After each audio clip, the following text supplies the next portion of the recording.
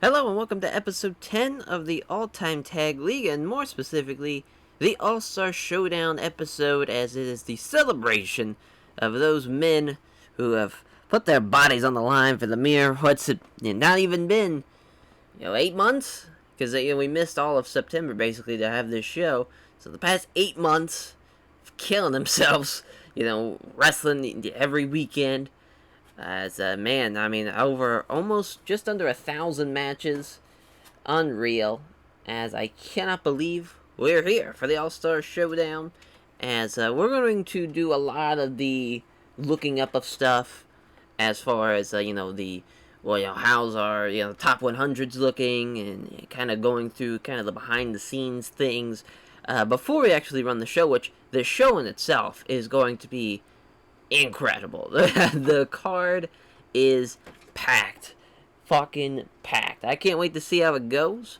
And but before we get to that, we're gonna go through everything just to kind of show everyone just kind of what was going on throughout the series and whatnot.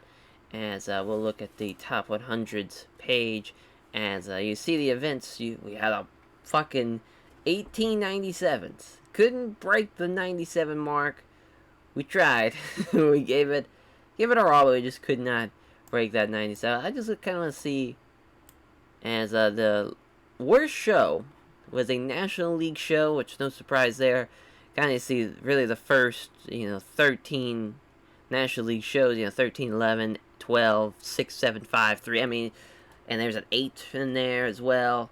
And then we had some Premier League shows there coming up, but obviously very at the beginning, those first like 13, 14 weeks, the National League was sucking. As no surprise really there, as we had, looks like 39 basically A to A plus matches. So that's our A to A plus events rather. So that's huge. It's good to know. So obviously our best matches, we had 3 100s and 2 involving the Rocket Sock Connection. The Rocket Sock Connection against the Brothers of Destruction. That got 100. That was week 22. As Rocket Sock against Kobashi Masao, which that would have been fucking awesome to see. And then the 2-man power trip in the Steiners, and that was week 15. So that was as far as hundreds go. A lot of 99s, as you see. There is, I mean, just keep on scrolling. There we go. Finally into a 98. So basically 50 90s, or 50 99s rather. That's a shit ton. And going on to basically, still going into the 90s. We probably had way over 100 matches that were in 90 plus. Like, that's just crazy. Crazy. The attendance level, as the National League show, basically the last show of the season, 26,000 people. Pay-per-buy rates, obviously we don't really do any of that because we have our network, which we have 11 million people watching. Looks like for basically the last half of the season, compared to the beginning half, which probably like about just above 2 million.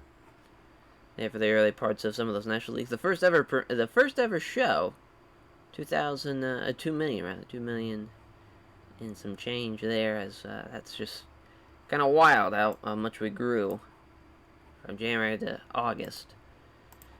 Nuts. So I just kind of want to see, as far as I already spoiled what the All Star page looks like. There's the National League one too, just to kind of showcase everything. As we'll look at just the average rating is really fun to look at. As Kiritawe, Tosha Kawhi, the Holy Demon Army, had an 81. Usually, like a lot of the best teams, obviously had higher average ratings. See, Bam Bam Veda only had a 79 though, so they didn't have. Holy Demon Army had a better average rating. You see the Phenomenal Angels, they had an 83. I think Edge and Christian had like a mid 80s, something like that. 85, yeah, an A. Wow, it's pretty. Oh, I think Arn and Tully also had a pretty good one. The Premier League teams really had better average ratings at 87. That's really good. As just awesome to kind of see there. Everything going on. This roster was ginormous. So barely got to use some of it. You know, only they like obviously didn't use like Axeman or Axel Dieter or Ric Flair, even Ole Anderson. I think who else? We almost forgot about Owen Hart. Like we get to have him Power Warrior, which we didn't really get to use either. Lot of different stuff. I mean, it's just say I think the Funks had like an 83. Yeah, they also had a better one than Bam Bam and Vader, which is kind of wild to think about. So, I mean, they were the #1 team in the all-time tag league, and their average rating wasn't even that great. As the Road Warriors had an 80. You know, pretty good, pretty good. The Shield, I think, might have had a pretty good one. Nope, 17. I mean, still, it's still good, but not compared to the Road. Didn't beat the Road Warriors. Steve Hansen and Brody. I'm assuming they didn't either. Yeah. The Rock and Sock Connection probably had the best one for the National League. Yeah, an 85. Makes sense. Makes sense. Brothers Destruction probably didn't. 79, yeah. Had the 100, though. Had the 100. As I'm trying to think what would probably been the worst match. It's probably a Jado and Ghetto match. If I had to guess. If I had to just take a shot in the dark. Yeah, there's a 37. It's really bad. As the Finest Johnson was the world-class tag team in Jado and Ghetto. Yeah, that's probably the worst one.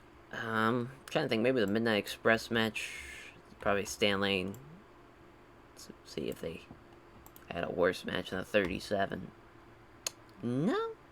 Like nothing even in the 30s. Good for them. Yeah, obviously nothing for the Premier League. I don't think anything would have been that bad. I guess you never know, though, but I just don't feel like it would be. Yeah, even the, like, you know, LAX, they had an average rating of 76. Kind of want to see what Jinsei Shinzaki and Hayabusa did. Yeah, 58 was their worst match. Yeah, I mean, that Jado and Ghetto, what a run. what a very much lackluster run. I see if the American Wolves maybe had a 49. Yeah. That was LAX and American Wolves, so it was that same match. Except the 49, and trying to think what else could have had the worst match. But I'm just going to assume that'd probably be the worst one. Yeah. Wow, Beer Money only had a 50 as their worst match. Not bad at all. Not bad at all. As man, what a just kind of crazy looking and seeing like the pop increases for some of these guys. Some didn't really increase a whole lot. We'll look at you know, AJ Styles really starting in the 50s, and then Southeast obviously kind of being centric of like TNA era, getting a higher pop there. But really, it was, you know, mid 80s towards the end there in America, pretty much everywhere. Besides the Northwest, Puerto Rico and Hawaii, and the Great Lakes and Mid-Atlantic. But like, you know, Canada increased, Mexico, like just the way the broadcasting was set up was really able to flourish. You know, same thing with the Dudleys. You know, you see Bubba here, who started out, you know, there for a minute because we ran a couple of tri-state airs a lot. He jumped up to the 90s, kind of went back down, went back to normalcy. But it's kind of funny. He started out and ended at the same pop in the tri-state region. But Canada, he went up. Mexico, you know, just kind of everyone is now like pretty much able to work anywhere and be somewhat sufficient, no matter what they do. So, you know, Eddie Guerrero was gonna, you know, he had the 99, he had a couple 99 matches, you know, Arn and Tully and the Golden Lovers, which back to back. But you know, his just performances. Where's that 68? I don't even.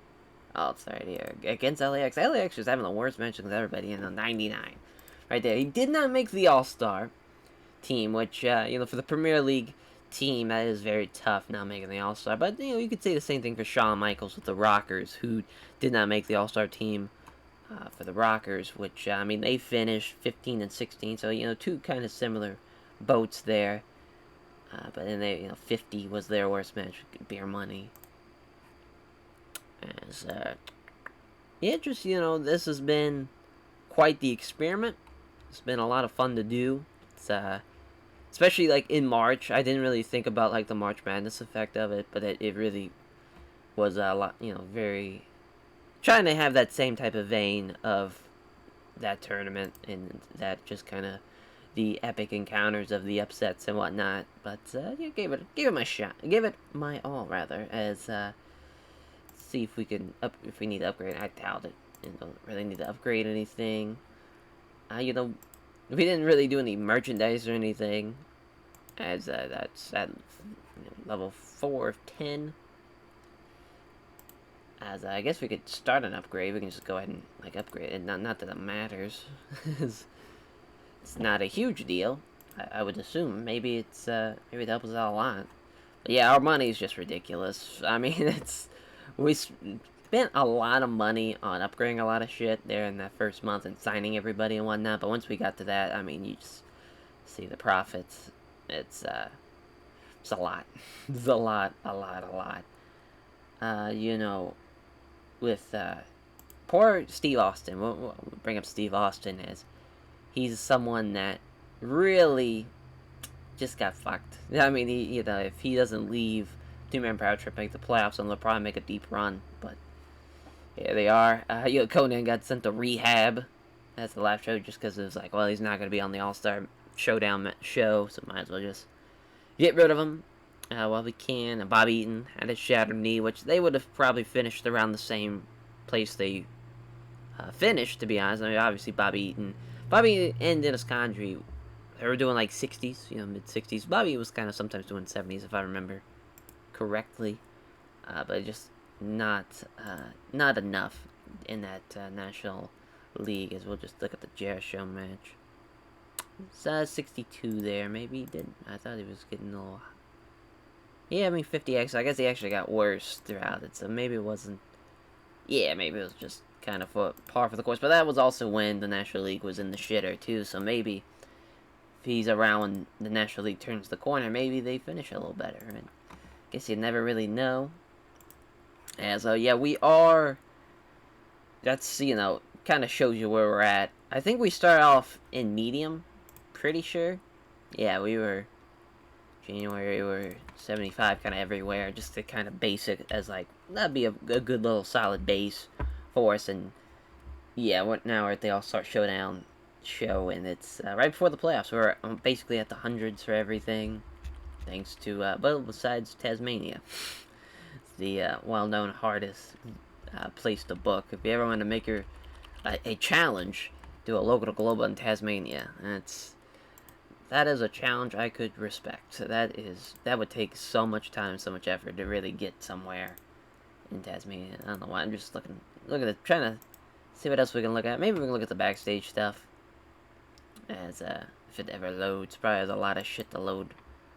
Oh no, I think it crashed the game from me trying to load it up. Great.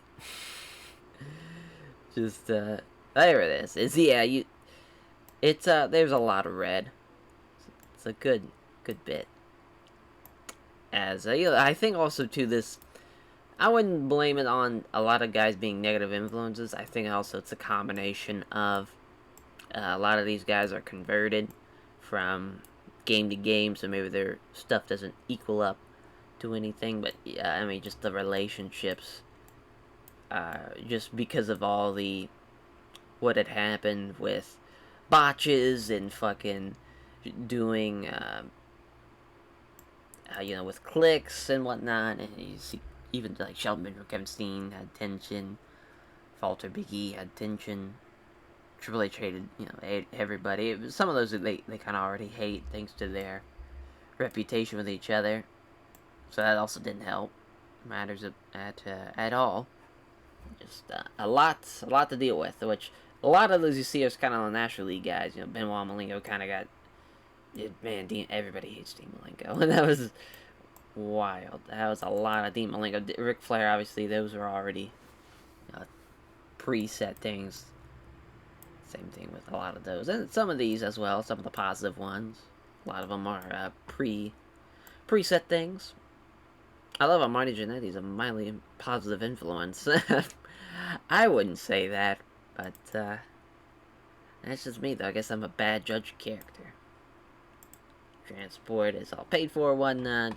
Everything's ready to go. Yeah, that's just a fun little thing. Our announcing team really was great. Like, you had really trying to get like a dream team announce team where you had the national team of Jim Ross and Bobby Heenan, and then Premier League, which I think, as far as real, if you could pick probably the best announcer, color commentator, it's probably this duo of Jim Ross and Paul Heyman, just my opinion. So I felt like that was a great announcers for this all-time tag league and for the all-time leagues in the future. Just feel like that's probably for the best. As trying to we can look at the creative. That's a fun. Yeah, we look at our franchise players as we have all 5 of them, all from the National League, and that's a surprising 5th one. Is you have The Rock, you have Steve Austin, The Undertaker, Scotty Steiner up there at 4th. That's awesome. And Seth Rollins, 27-year-old Seth Rollins, just over as hell. So that was interesting to see there. Next big things. Wouldn't you know it? All the Premier League. Kenny Omega, Pentagon Jr., Alex Shelley, AJ Styles, and El Generico. And then the hot prospects. We got Kurt Angle. Got Walter, Rey Mysterio Jr., Ortiz. Which 18-year-old. I forgot that they're probably so young. A lot of those guys are, because this is set in 2010. I didn't even think about editing Ortiz and Santana's age. Yeah, they're 18 years old. Yeah, that's pretty nuts. Pretty nuts. Ain't go to Ibushi. Talk's the talk. Yeah, most of those pretty much know. And showstoppers, yeah, pretty much makes sense. All of those. Ring generals, yeah, pretty much makes sense. As the Who's Hot, Matt Jackson, Scott Steiner, Mankind, Roman Reigns, and Chris Sabin. Who's not? Oh, nobody. That's interesting. I figured someone would be. Then our hidden gems. Let's see who they think we should sign. Rocky Romero. Alright. Jamie Noble. Bryan Danielson. I would love that picture of Bryan Danielson. That's a sweet little picture. This little hood up as Phil Atlas. Hiroki Goto. It's kind of fun. It's kind of all over the place. But, just like, you'd expect like John Cena, but no. It's like, oh no, Bryan fucking Danielson. That's, trying to think what else to look. Guess we can look at the chemistry. That's a lot. That is a lot. Oh, Lord have mercy. Yeah, that's a shit ton. An absolute shit ton. I think that's as far as what we could look through and kind of seeing what everything was. I think that was a pretty good indicator. I guess we could look at the titles. There's our championship ring. As whoever wins this all-time tag league will get that. The MVP, which we haven't really crowned yet, that's going to be a tough one to call. There's been a lot of great talent out there. As the regular season leaders, Bam Bam Vader. The NTC, National Tag Champions, obviously Bam Bam Vader, and then Edge and Christian for the Premier Tag Champions. As I think that's probably it. I don't think there's anything else to look over. Guess we can call it. Call it there, and we run the show.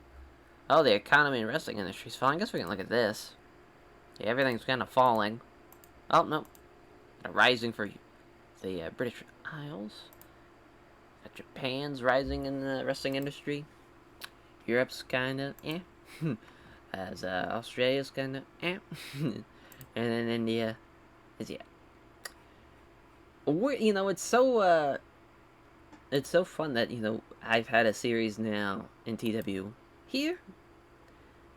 We've had the Kyoki Pure series here. We've kind of went all over the world here. I've had a personal save. This idea came from doing a draft series of nothing but tag teams. I ran it in India, so I've ran here. The UWFI, very short-lived, as really the logistics of it, the sheer amount of what I wanted to do with it. I didn't have the funds for that save. Just the way everything was built, I think it had to be its own thing, kind of like this, where it's the only promotion in the world. something like this, something like that again. I want to do that again, give it another shot, but with under different circumstances and whatnot. But I think that's going to be a lot of fun to do that again, but make it more of a shoot. Don't make it how I did, where I was kind of very lenient on a lot of my ideas. Go full fledged with it. Let's do a fucking shoot fed, and it'd probably be a lot of fun to book. I haven't done a Europe save on the channel, or I don't even think in my personal life, so that'd be something in the future to do. Obviously, Japan we've been through. Back in TEW 2016, I did a save where I was in the UK. I did a draft on the Grey Dog software forums where I was an Ireland company as that was kind of was fun one to do. I think it was Celtic Cross Wrestling, something like that. CC Dub. Mexico. I will say this, I have some plans. That's gonna be happening on the channel. I want to keep that close to the vest, though. Of course, you've seen the candle, and we've done the US one, obviously, in the past with Ring of Honor and WCW, and, we're gonna have another one, ECW, the revival ECW in the year 2014. I'll be coming to the channel in the near future, probably sooner rather than later. We're getting there. Just kind of crazy. I would love, to kind of one TW, like, obviously TW kind of lasts within, like, every 3 or 4 years. So it would be kind of fun to knock kind of all these out. Guess I'd only have Europe left, and then once Mexico happens. So, and then I'd have to do a British Isles, because I haven't done it in TW 2020. That's kind of cool. Kind of cool. I just kind of, it just shows you can do a lot of stuff in TW 2020. I think as far as if you are a TW tuber, just someone who plays the game and doesn't like record or anything, or doesn't even post it on like a Discord or Twitter or anything, I try to be, I wouldn't say creative, but if you can kind of do something that's outside your comfort zone, sometimes that can really spark a lot of ideas and can create a lot of fun stuff for you just as far as challenges goes. The biggest thing I would say is having a goal. Have a goal whenever you're trying to book something in TW, or if you have like an end goal. I think that really helped with the All Japan series I did on the channel, where I was like, alright, I know how this series is gonna end. Mitsuharu Misawa beating Jumbo Tsuruta.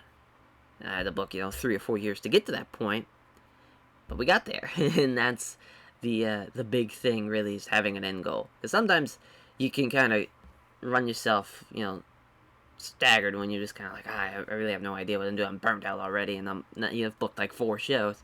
Sometimes you just gotta have an end goal. And that's enough of my fucking TED talk. Let's get to the show. Let's get to this All-Star Showdown event as the celebration of the stars for the All-Time Tag League. It's alright, generic venue. I have no idea where we're gonna run the show at. As we're gonna see here. Oh my, 108,000 people? Dear God. Well, I mean, we could run MetLife Stadium and sell it out. No problem. Sure. Sure. I mean, I wonder what's just the biggest venue I could run. I guess we'll just, there's 75,000 for field. Oh yeah, let's do, the Silver Dome. 93,000 people. Hell yeah. Fuck yeah, the Silver Dome, brother. Perfect. Fucking perfect. Alright. So this card. First of all, this card is nuts. As we're going to do our All-Star Showdown matches, which you have the 5v5, which is like the All-Star starters. Then the bench guys. We're going to do a Battle Royal, where it's kind of the guys who are tag teams of the starters and bench. That kind of like as a skills challenge type of thing. We got a couple of undercard matches. As you see, Eddie Guerrero, Shawn Michaels. That's a very, very, big time match. Rob Van Dam and Scott Hall, I just felt like that was a fun little undercard match where you just kind of had, like, they weren't on the level of, like, Shawn and Eddie, or even a lot of teams that had guys that were in the 90s, but as far as, like, guys who had to carry kind of someone who was significantly less. I figured Van Dam was a better option than Booker T, and really Scott. I was kind of in that the only ball field as really the only guy in the National League who was in that same boat, who was doing like 80s, you know. But as far as in this team angle, I wanted to do something where the Three Musketeers would take on three like awesome dudes in the Premier League. I couldn't really find like a stable that would have fit that. I could have done Undisputed Era with Adam Cole and Red Dragon, but I just like let's not do that. But the team angle, it intrigued me, so I went with that. That's probably going to be the opener actually, because we're going to have that be a technical masterclass. Kurt Angle, Shelton Benjamin, and Charlie Haas taking on the Three Musketeers. As for these matches, we're not going to choose a winner, guys. It's a celebration. Who cares who wins or loses? RVD and Scott Hall, which would I wanted a cage match this because I had a feeling they had never been in the ring against each other. Because I know obviously Scott kind of did the short stint in ECW, and Rob was in WCW in the early '90s, Robbie V. Which I don't think if Scott was in there, he was either the Diamond Stud or he was Gator. I don't think he was Gator in WCW. I think it was just the Diamond Stud. He might have been Big Scott Hall though in WCW. I'm trying to remember all of his early '90s gimmicks. I'm just the Diamond Stud's the only thing coming to mind. As then we'll probably do this Brothers of Destruction Jarrah show. So this is like an 8-man tag where you had somewhat of the same thing, just teams that were kind of outside the playoff picture. With two National League teams taking on two Premier League teams. Same thing with this. Kobashi Misawa and Dean Malenko and Chris Benoit, which is that team that's actually made the playoffs, taking on London and Kendrick and Lucha Brothers. Which I wanted to do the same thing, but then I was just kind of like, well, I guess I could do the Dudleys. Guess that could work. Yeah, I guess we'll do that. We're changing that because just to kind of keep up with the gimmick.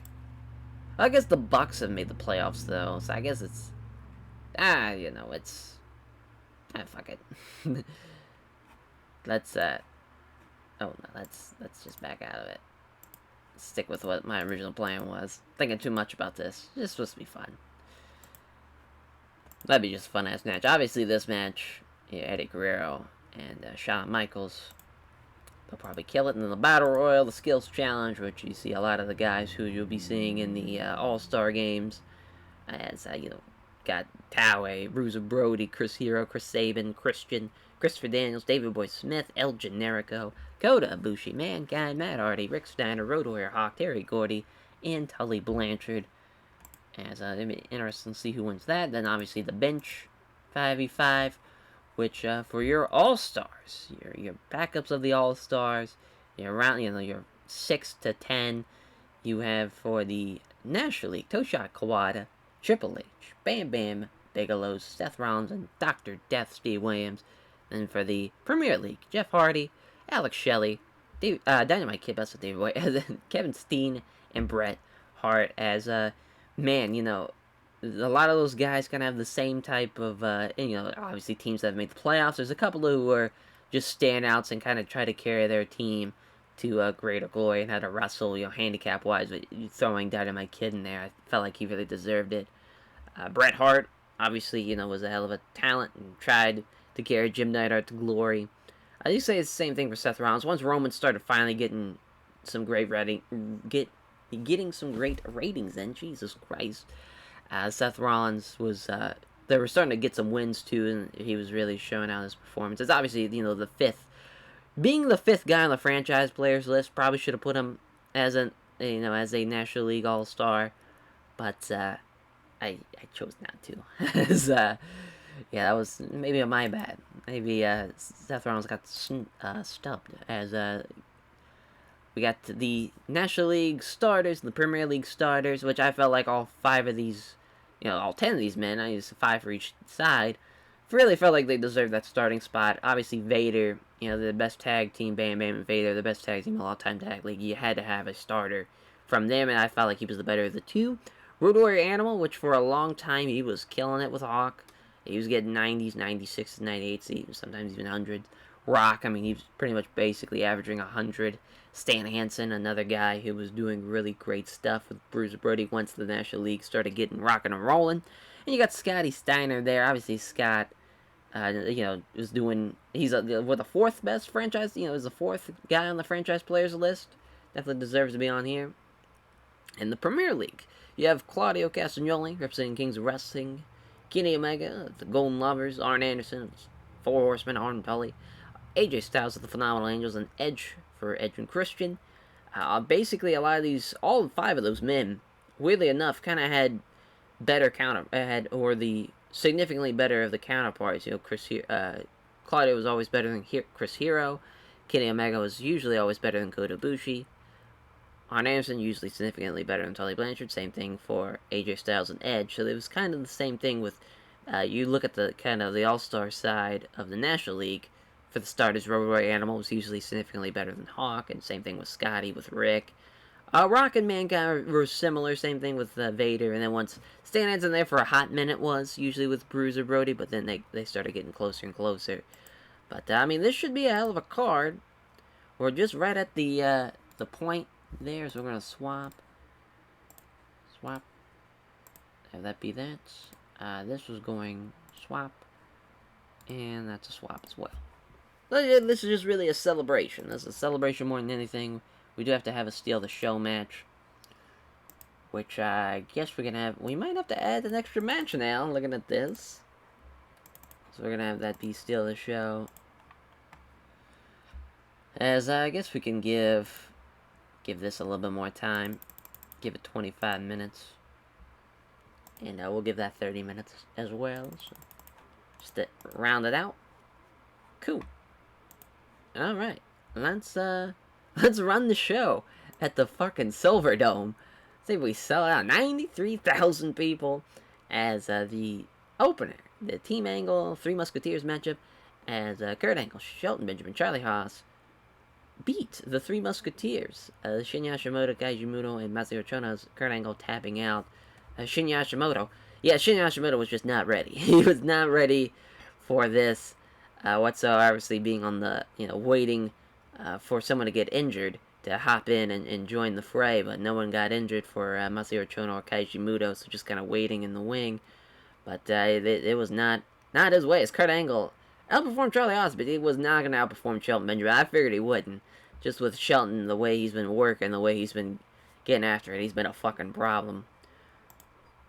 As they steal the show matchup as Scott all getting the win with the Razor's Edge. I figured Rob would do a little bit better than that as a 75. Kind of disappointed in that rating for him, but Scott at least did his part, and he gets the win. The Outsider's Edge in 9:46. Got the crowd buzzing too. They have this 98 match as the Brothers of Destruction Jericho team beating the Young Bucks Ring Conf team as Kane just submitting. Well, I'll tell you, that's exactly what we needed. So you had Jericho and The Undertaker get 94s, 88 for Ring Conf. The Young Bucks actually 83, 84. I'm surprised by that. Kane with an 82 and Big Show with an 80. So it really just kind of was the better team from Jericho and Undertaker. They're pulling that rating out for him. It's a 99 for the next 8-man tag as Kobashi Misawa, Malenko, and Benoit taking on London and Kendrick and Lucha Brothers. As again, the National League team getting the win. I was kind of hoping that one of the Premier League teams were getting the win, but I understand in this point, as the Lucha Brothers, they were doing 90s, and now with that kind of month off, you see they got 87s, 89s, 88 for Brian Kendrick, 91 for Paul London, 95 for Chris Benoit, 92 for Dean Malenko, 92s for Masawa Kobashi. Definitely probably, looking at these ratings now, it was for sure kind of stamped in now that Kobashi and Masawa probably shouldn't have made the playoffs. It just took them too long to get their ratings going, and it was a mess for them in the early stretch of the all-time tag league. But here they are, standing fucking tall at the All-Star Showdown. This match, the dream match, Shawn Michaels, Eddie Guerrero, goes 20 minutes as the sweet chin music for Eddie Guerrero, as the 98, 93s for Eddie Guerrero and Shawn Michaels. It's kind of funny, as you see they're in just completely different time frames of their careers, but it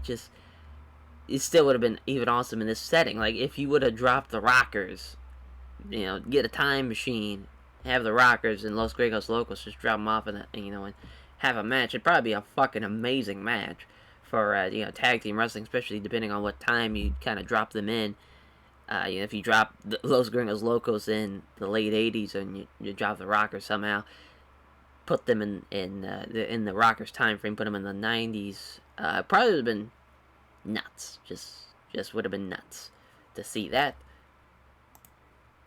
So now for the Skills Challenge Battle Royal, Mankind got the win, as the final four was Akira Taue, El Generico, and David Boy Smith. As Taue was the final elimination, as Mankind's injury was a big toll on him. That was just awesome. That was fun to see. That Skills Challenge kind of worked out very well. That's a lot of talented motherfuckers in that. Now on to the All-Star Showdown matches. We get a 95 for the bench match, as the National League beats the Premier League. That seems like that's the fucking the pattern of this show. As you have Tosha Kawada pinning Jeff Hardy with a kneeling Gonzo bomb. Jesus Christ. Kawada's trying to kill Jeff Hardy. You have a 96 from Bam Bam and Triple H. A 94 from Kawada and Bret Hart. Oh, didn't see Seth Rollins there with a 95. Dr. Death with an 87. Jeff Hardy's got the flu. I just saw that. As Jeff with a 91. Then 89s for Dynamite Kid and Alex Shelley, and 86 for Kevin Steen. Kevin Steen probably didn't deserve to be an All-Star, looking back on it. But I just felt like because that team made the playoffs, I felt like he should have got a little bit of a rub there. And plus he was doing 90s for most of the regular season.